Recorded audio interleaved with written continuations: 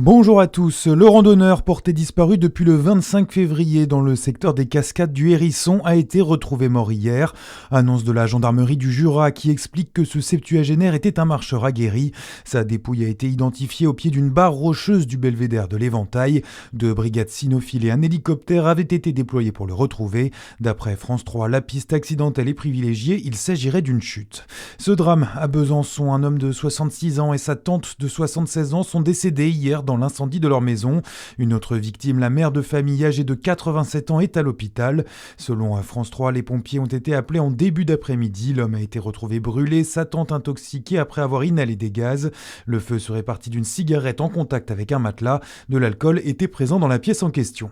Accident de tram hier en milieu de matinée à Dijon. Une rame est entrée en collision avec une voiture sur l'avenue du Drapeau. Deux passagers du véhicule ont été pris en charge par les secours pour des blessures légères. D'après Actu Dijon, pas de victimes à signaler dans le tram, si ce n'est le conducteur très choqué. Le trafic a été légèrement impacté. 3 ans après, Mont-Soleil-Mines n'a pas oublié Sébastien. Une marche blanche a réuni 60 personnes hier. Elle était organisée par la famille de ce motard de 27 ans décédé dans un accident de la route en 2023. Selon le JSL, ses proches demandent un réexamen de l'enquête. Celle-ci avait été classée sans suite par le parquet de Châlons. La juridiction estime que l'excès de vitesse du motard est responsable de l'accident.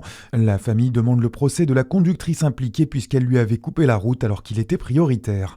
Clap de fin pour le carnaval de Chalon-sur-Saône. La deuxième et dernière grande cavalcade est prévue à partir de 14h30. Cortège au départ de la place de la République en direction de l'hôtel de ville. Dans la soirée, la mise en scène traditionnelle sur le long du pont Saint-Laurent est prévue avant un feu d'artifice. Dans l'actualité internationale, la mort d'Ali Khamenei confirmée cette nuit par la télévision iranienne. Les gardiens de la révolution promettent un châtiment sévère au meurtrier du guide suprême, tué dans l'attaque israélo-américaine lancée sur l'Iran, d'après le président des États-Unis, Donald Trump.